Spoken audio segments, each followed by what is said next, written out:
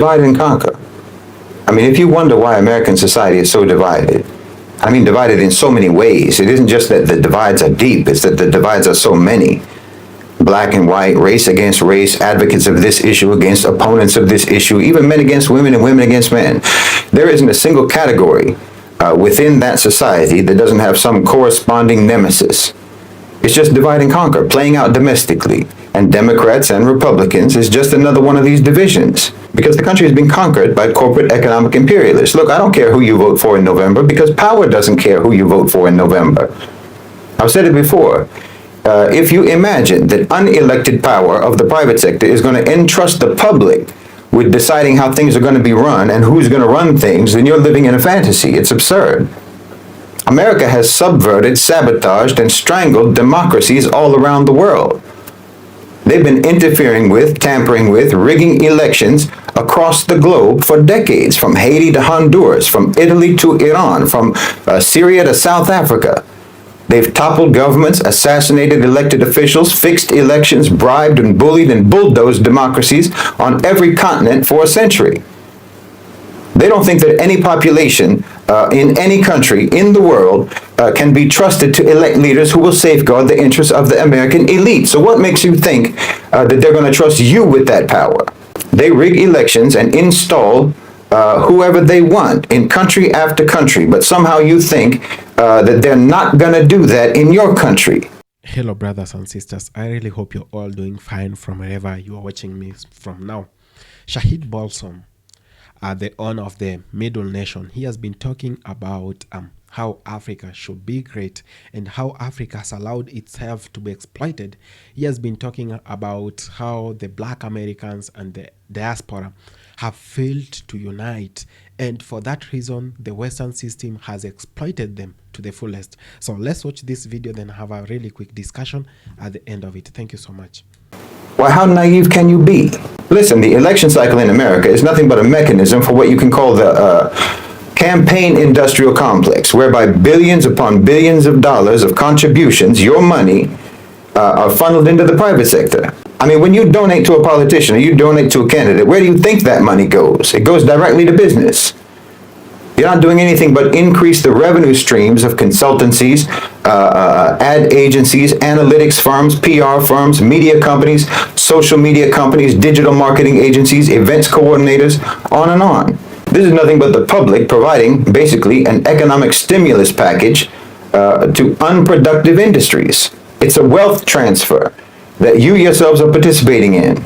You're literally just donating money to the private sector and getting nothing in return. Getting nothing in return except that you get to watch the most expensive fan fiction movie about democracy ever produced.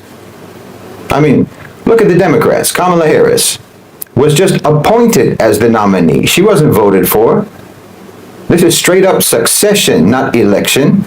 There were no primaries. She hasn't had to outline her policy platform, and no one needs her to do that. All she has to do is to not be Donald Trump. This is the logic of demonization versus policy debate as a campaign strategy. No candidate has to win your approval as long as the whole election is framed in the lesser of two evils scenario. And what's the point of that? To make the pre-programmed win seem plausible, that's all.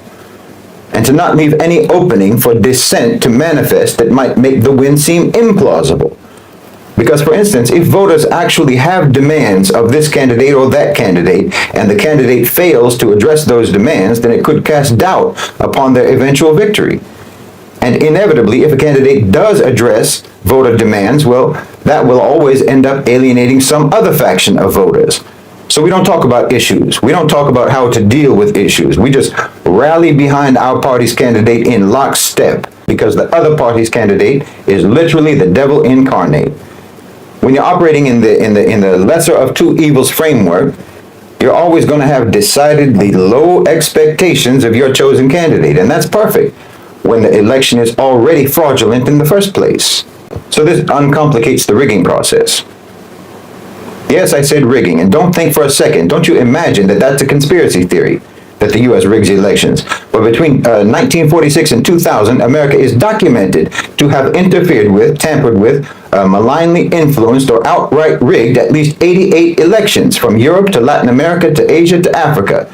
So again, if you think that they'll do this everywhere else, but your so-called democracy is pristine, I would have to ask you why you think so. Why would it be more important to the power structure to control the outcome of an election in, say, Guyana, than it would be for them to control the outcome of an election in the United States of America?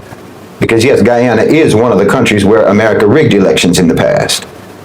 I'm telling you, I don't care who you vote for, because power doesn't care who you vote for, because the outcome is not determined by you. You know, Biden stepped aside because his pre-programmed victory could never be convincing. But look, Biden himself, the fact of Biden, a man who is literally in late-stage senility, a man who is visibly disintegrating before our eyes, the very fact that he was not only president, but was absolutely going to be run for another term, despite being a cadaver on strings, that should let you know that power does not reside in that office. Politicians serve two functions. The first is to distract you with the performance of democratic government, and the second is to be effigies that can be burned to satisfy public anger when the policies dictated by the private sector impose misery on the population.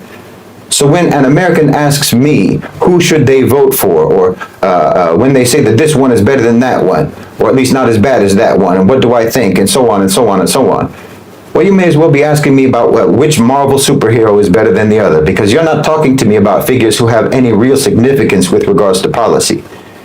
You're not talking to me about figures who actually exert any control over anything. You're not talking about the real existing power structure. You're asking me to give you an opinion about a fictional scenario in which your government wields independent power. As long as you're fixated on this charade, there's no danger whatsoever of you ever having any impact on policy. You're just facilitating and collaborating with the divide and conquer tactics of the owners and controllers of global financialized capital. And I don't know how you can be so propagandized, to be honest. I don't know how you can be so propagandized that you can't even notice that actually your own media does tell you every day that the government is not in charge. I mean, how many times have you read, or how many times have you heard in the media, the market will decide? We'll have to see what the market does, and so on. But when they say the market, they don't mean you and I. They mean big business, multinational corporations, asset managers, stock market whales, not voters, not citizens, not Democrats, and not Republicans. You live in an oligarchy, and your so-called democracy is only performed as a distraction to keep you from noticing that fact. Now, for this election in the U.S., as I've said, Harris and Trump are just mascots representing two different factions of the OCGFC. And it's going to be just like what happened in Venezuela. The only way that Trump can win is by trying to out-rig the election rigging of the Democrats. But the Democrats are the incumbents, like Maduro was. So they have the advantage of overseeing the succession, and Harris is likely to win. The only thing that Trump can do is to try to boost his own popularity to the point that Harris's pre-programmed victory looks less plausible. But like I said before, it's not musical chairs, where both candidates are walking in circles around the chair until the music stops, and then they have to race for the seat. Kamala is already in the seat, just like Maduro, and it's harder to get someone out of that seat than it is to just sit in it. So it looks like the neocons will probably stay in the White House. And that just means that the real battle between the military-industrial complex OCGFC and the global-oriented OCGFC, that battle is just going to go on a while longer. But if you're fool enough to think that you have to drop everything in order to ensure that Kamala Harris will win and Trump will lose, well, then you're literally like someone who can watch those old Roadrunner cartoons and still get worried and anxious about whether or not the coyote is going to catch him. I mean, I know it's important for you to think that you have some kind of control, but the truth is, the reality is, you're not writing this story. And you're not writing how this story goes. And as long as you think that you are writing how this story goes, or participating in it in any way whatsoever, then that just ensures that you will always be nothing but a spectator. Unless and until you redirect your activism towards the private sector, and I mean organize and mobilize with the understanding that, for example, corporations are political entities. So treat them as such, deal with them as such. impose expectations and demands upon them as such. Unless and until you do that, all your get out the vote initiatives, all your campaigning, all your voting will never do anything for social and political change except to ensure that it won't happen. Boeing, for example, just used your government to make around $20 billion. Boeing, Raytheon, and all the other merchants of death and destruction. They just got $20 billion of your money to keep the genocide going in Gaza. That's their policy. Zionism is their policy. Genocide is their policy, and they're doing it for money. And they give almost evenly to the Democrats as they do to the Republicans, except they give slightly more to the Democrats. And it's almost even between what they give to Kamala Harris and to Donald Trump. They contributed a bit more to Harris. I shouldn't actually say contribute, I should say invest, because they give that money as an investment from which they expect astronomical returns, which they will get. These are the entities that control your policy. It's not your ballot, it's their billions. Your government is captured, and your country has been captured, and power and decision-making has been transferred from the public sector to the private sector. Your laws and your policies are written by corporate lawyers, not by congressmen. You know, your democracy has actually become like the British monarchy. It's just an empty tradition. You know, you go out to vote the same way that British people will go out and line the streets just to watch the king pass by on a horse and carriage. It's just a nod to the lore and heritage of your society. It's a ritual that has no real significance beyond the psychological and the emotional. It's a collective, society-wide, self-soothing gesture. America is a corporate authoritarian system cosplaying as a democracy. And everybody around the world sees you. You know, you people who are campaigning for Trump or campaigning for Harris, everyone around the world sees you as someone who's like at a cosplay event and dressed up like Iron Man, but who actually thinks that the buttons on his costume work. We have to elect Trump, or the meteor is going to destroy the earth. We have to elect Harris, or multi-dimensional aliens will kill us all. You're really invested in the fantasy storyline. But nobody in the world thinks that your democracy exists except for you. Because we know all too well what your democracy looks like when you export it to us. And you have the same one that you sent us, which means that you don't have one either. Look, you are not constituents of politicians, you're constituents of companies, and you need to organize yourselves along these lines. Democratize private sector power. At some point, your activism and your strategy has to actually be informed by the real existing power dynamics in your society, not just by the official version of the power structure that they taught you in civics class. Until you do that, I'm telling you that the harder you work for this party or the harder you work for that party, well, you're doing nothing but fortify and reinforce your own disenfranchisement and your own irrelevance. You are very critical of Western civilization. Would you say that you are an Islamic or Muslim supremacist? Yes, of course. Of course. Muslim supremacist, of course. Islamic supremacist, of course. And there's nothing wrong with that. There's not a thing wrong with that. You're a Western supremacist. You believe in the supremacy of your values. You believe in the supremacy of your belief system. You believe in the supremacy of your belief system so much that you want the whole world to follow it. You try to force the entire world to follow your belief system because you believe it's so right. You came up with the Universal Declaration of Human Rights. You took it upon yourself to decide what are the human rights for the entire human race. Well, all right, but I mean, it's... That's supremacist. You believe that you have the authority, you have the right to decide what are the rights of human beings everywhere in the world forever. And your belief in your right to do that has been brutally manifest all around the world for centuries. Not for years, not for decades, for centuries. But the difference is that in Islam, to believe in the supremacy of Islam includes everything about Islam, meaning that one of the things that we believe in is that we don't have the right to compel you to follow our beliefs. But you don't have that. You absolutely believe that you have the right to compel others to follow your beliefs. And the entire 20th century, and forget that, the 19th century, and as long as anyone can remember, is testimony to the fact that you believe that you have every right in the world to force all of the people in the world to follow your belief system. That you have the right to impose that on people. And people all over the world, in Africa, in Latin America, in Asia, in the Middle East, everywhere in the world can testify to the fact that you don't believe that you don't have a right to compel people. You absolutely believe that you have the right to compel people through force, through invasion, through occupation, through colonialism, through imperialism, through extremely coercive economic policies. But Muslims, we don't believe that we have the right to impose that. We believe lakum dinukum waliya din. To you your way, to us our way. To you your deen, to you your belief system, your way of life, your lifestyle, your approach to the world, and to us ours. That's part of our belief. So our supremacist nature about Islam includes the fact that we don't have a right to compel you to follow our way. We believe that our belief is superior. And we believe that anyone who follows that belief is following a superior belief system. And of course, I fully believe that following Islam is the best way for any human being to live their life. And the perfect set of laws, the perfect set of ethics, the perfect set of morals for any individual to follow and for any state to follow. Being a Muslim supremacist isn't racial. Muslim isn't a race. It's not an ethnicity. It's a belief. And we absolutely believe in the perfection and superiority of what we believe in. We have absolute conviction about that, absolute commitment to that, certainty about that, yaqeen about that. But do you have that about yours? Do you have that conviction about yours? You're very busy trying to impose it all around the world, but when times get tough for you, your so-called enlightenment values go out the window, don't they?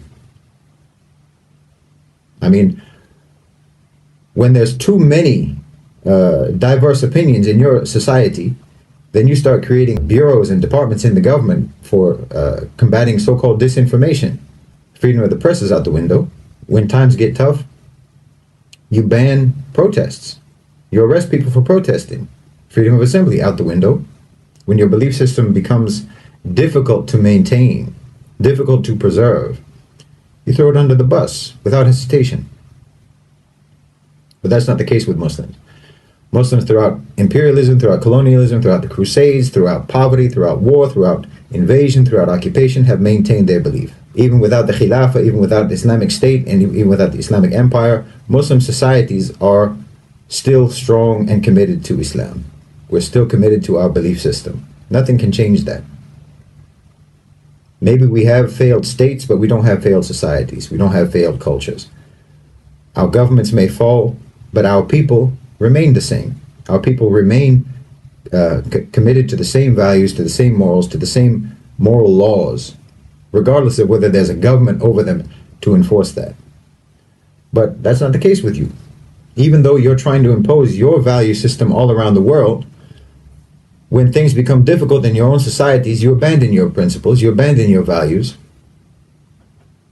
They're insufficient for preserving the security and the stability and the tranquility of your societies. They're insufficient, they're inadequate for that. So that alone, along with many, many other things, that alone shows me the inferiority of your value system, the inferiority of your belief system, and the superiority of Islam. And your belief system, your enlightenment values, are extremely selectively applied in your society throughout your history. They apply to some people and not others. It's like in George Orwell's Animal Farm. Some people are more equal than others in your society. Your value system is not evenly applied. I mean, there's obvious examples everyone knows about. But just look at democracy, for example. You want democracy all around the world, supposedly. You say that you want democracy all around the world, so-called. But you don't even apply democracy. Let's just, for the sake of argument, let's pretend that you have a democratic system in the United States, and it's an actually healthy, functioning democratic system, which is obviously not the case. But let's just, for the sake of argument, pretend that it is. You don't believe that democracy is important, for example, in the private sector. You don't believe that businesses, that companies, that corporations should be democratic. Your belief in the supremacy of democracy does not extend to the private sector. Corporations don't have to be democratic, do they? In fact, corporations are sacrosanct. It's sacrilegious to say that there should be any intervention in the private sector to make it actually accountable to the population, accountable to the public, accountable to the workers. And anyone who even talks about something like that, anyone who even suggests that companies and corporations should be democratic will be persecuted. I mean, look at the struggle that organized labor had in the United States. Coal miners were literally bombed from the sky when they tried to organize and secure their rights and have some kind of democratic representation with the coal companies. When just now, when the railway workers were wanting to strike for better wages, for more humane working conditions, more rational and reasonable and fair workloads that would actually help to guarantee the safety of those trains, Joe Biden and the government prohibited them from striking. Where's the democracy? Because you don't mean the things that you say. You don't mean the values that you espouse. You don't mean it. If you meant it, then you would apply it across the board. You would apply it to everybody in all institutions and all dimensions of your society. It would be applied everywhere, but it's not. Democracy doesn't belong in the workplace. Democracy doesn't belong in the company, in the business, in the corporation. And no one's even supposed to suggest that it should. That's an inferior belief system. It's inadequate. It's inadequate for building a civilization, for building a cohesive society. Because look, the only group identity, the only sort of group identity that makes any sense at all, it's not racial, it's not ethnic, it's not nationalistic, not even based on language or shared culture or shared heritage. None of that makes any sense as a shared group identity. The only thing that makes sense is shared belief system. That's the only thing that makes sense as a group identity from which you can build cohesion and camaraderie and brotherhood and solidarity between people. Only belief system. You can have a certain skin color and have nothing whatsoever in common with other people who have that skin color. You can have the same language and certainly have nothing in common whatsoever with someone who speaks the same language. I'm German Irish. What do I have to do with all of the other people in the world who were German Irish? Just because we're German Irish, we have nothing in common. And yet I have more in common with a Muslim from Mali, with a Muslim from Indonesia, with a Muslim from Morocco, with a Muslim from China, from Chechnya. I have more in common with them immediately, instantly, effortlessly. We have the same frame of reference. We have the same moral code. We have the same belief. We admire the same people. Our heroes are the same heroes. Our role model is the same role model. I have more in common with them than I have with someone whose belief system is different from mine, but who looks like me, or who speaks my language, or who comes from my country. That doesn't create solidarity, and there's no reason why it should. Solidarity should be based on shared belief. People who share class identification, that makes some sense, but it's very narrow. It's not deep. It's not that meaningful. It's sort of ad hoc. You can have class solidarity on an ad hoc basis, meaning you can have solidarity with other people in the working class, other people who are poor, or if you're on the other end of the spectrum, other people who are rich because you have shared material interests. Those things are not identity markers that make any sense for building group solidarity, group cohesion, group identity, and sense of brotherhood and fraternity and togetherness and unity. And, this is why in the West you have, popping up all the time, all of these various identity groups, instead of, well, we all believe in Western values. We all believe in Enlightenment values.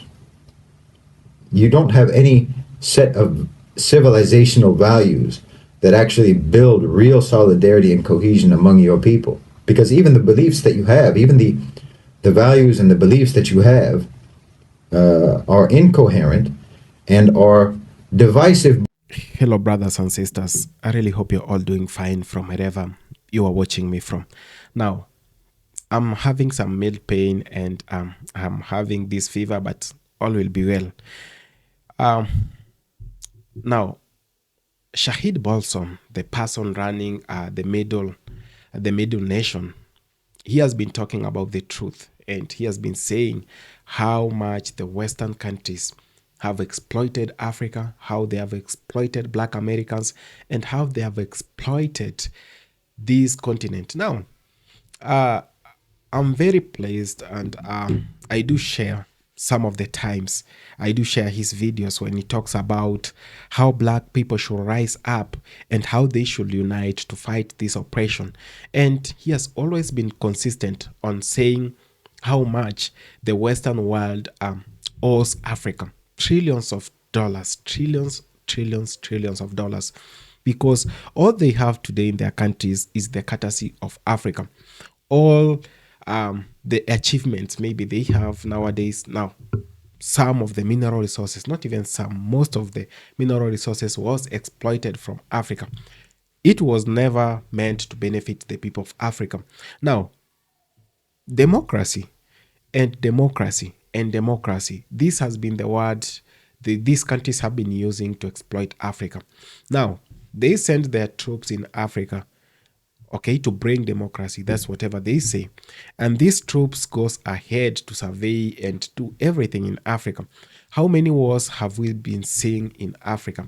And when it comes to their wars, when Russia is fighting Ukraine or other countries are fighting, it is actually the whole of African region to recognize and take sides and say who on whose side are you.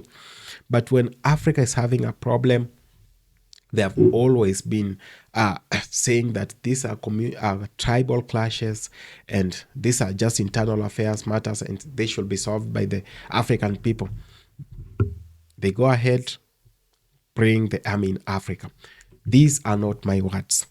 Quote, these are the words of Shahid Bolsen, who has been very bold on talking about how Africa should liberate itself and get out of the yoke of the Western countries. Now, I really want us to say and be bold about some things. You know, if you are Christian enough or if you're Muslim, we all know that truth saves man and keeps you free from all that you carry from your heart, right? And we need to be saying the truth. Now, Shahid Bolsen has been talking about neocolonialism. He has been talking about reparations. Black people should be reparated. Now, he has been talking about how the African countries should protect their mineral resources and get away from the exploitation from the Western countries. Now, he has even gone further to say that Donald Trump is there to make sure the United States falls. And it is going to fall with most of these countries that are allied to it. Now, brothers and sisters, if we were to talk about neocolonialism, back in the years, many Black people went ahead to fight for whatever they called liberation. They were fighting for whatever they called independence, getting away from the colonial chains and being free. And most of these countries got freedom, the purported freedom, finally, in the 1950s, 1960s, 70s, and the late 80s.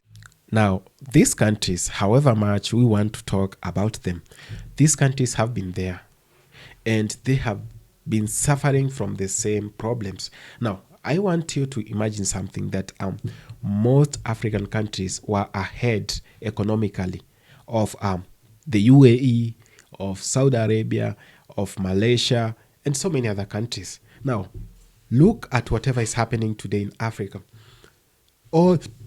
Almost all, let me just say all the countries in Africa belong to the third world, you know, except 3-4 countries in Africa, you know, which are considered second world.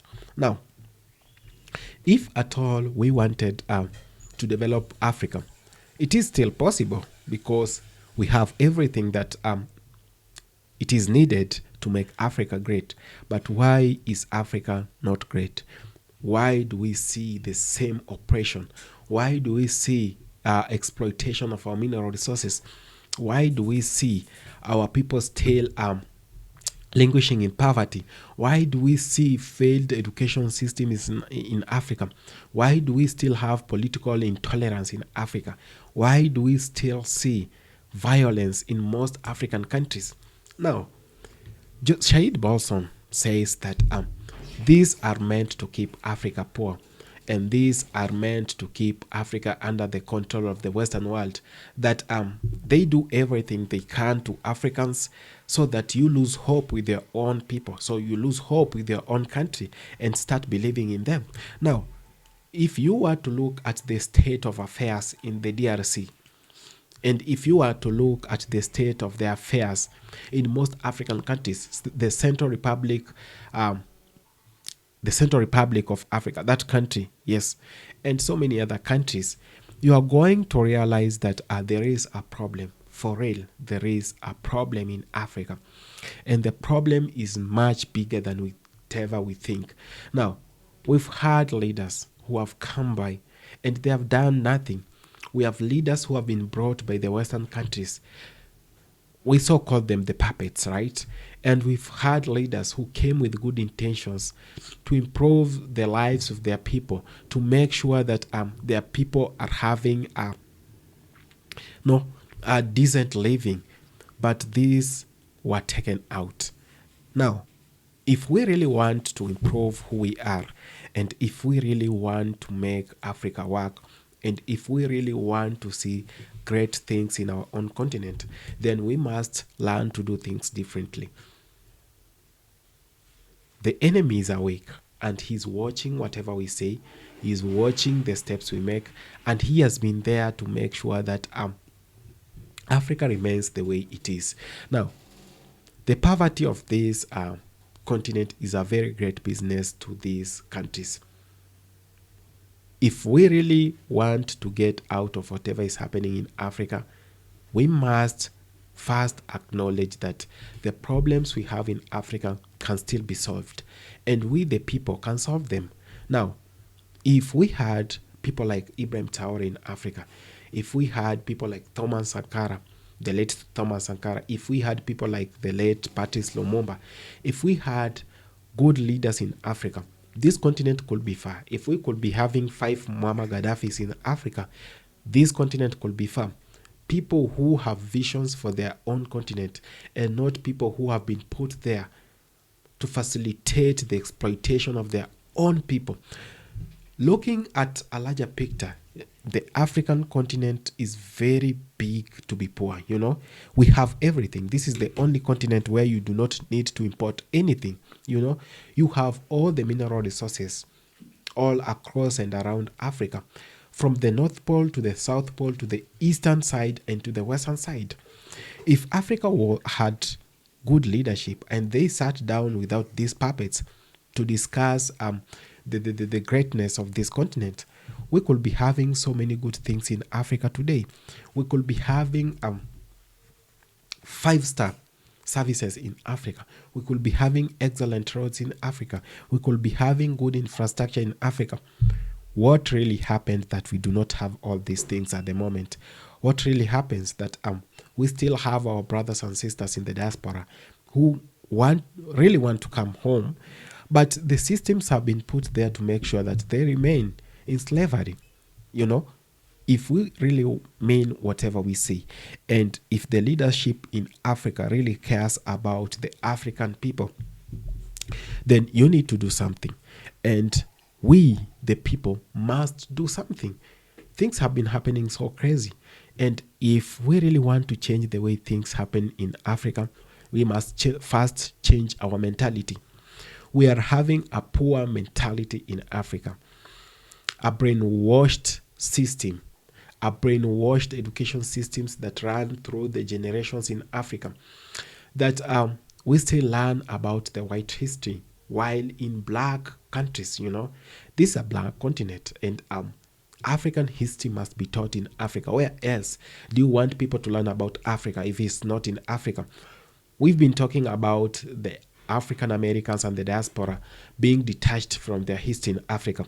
But I can as well assure you today that most African people do not even know their history, And most African Americans actually know the history of Africa more than those people who live in this entire continent, And I'm always shocked. The misery And the understanding will never land into my head that we live in a continent where people do not care about their own continent, that we've lived in this continent for far long, but we still do not know even whatever is happening. Now, most people in the diaspora try and tend to follow up whatever is happening in Africa, but we Africans are not even interested in that. As long as we eat and sleep, it's okay with us. We must not continue this way. We must actually talk about the unity of the African continent. We must talk about bringing the African people together. We must talk about the unity of the whole black community. Let's bring the diaspora here at home, and let's bring our leaders together. Let's filter out those puppets, and let's remain with real and legends of this continent. Let's remain with Pan-Africanists. We do not care about the democracy they talk about, because what has democracy done to Africa? What has democracy done to the DRC Congo? What has democracy done to the Central Republic of Africa? Now, you go look at so many countries today, and you see tears flowing from your eyes, because we can't continue this way. We cannot continue this way. We must learn to come together, and we must unite. This is the only message that we can tell our brothers and sisters, that the African continent needs you, it needs me, and it needs them who are not even caring about it. So we must come together and we must unite. We must be formidable about this thing called unity. So many leaders have been talking about it, that the division of the black community is a very big business to the Western countries. And the more we divide ourselves and the more we lose focus, the more the people benefit from us. We've been in slavery. Our brothers and sisters still live in slavery. Africa has been exploited, and we continue supporting them in exploiting us. We must change this mentality. This is the time to call out those who are sell out to this continent. We must bring Africa together, and the only way to do this is by you and me uniting, and by talking the truth to power. This is the only way. If this is the only way, then there is no any other way. We can't go shortcuts. Shortcuts have caused us much problems, bigger problems than we thought. So if we are to unite, we must start now. And if we are to bring this continent together, then we must act responsible, and we must be responsible for the actions and things that are happening to this continent. Thank you so much for having taken your time to watch this video. I appreciate so much. If it's your first time on this channel, please consider subscribing, sharing, liking, and commenting on the video. And you can also become a member to this channel by subscribing to the membership that you're okay with, so that you might be getting this content on time. And we must support the race to unity. Unity is all that we need right now. Thank you so much.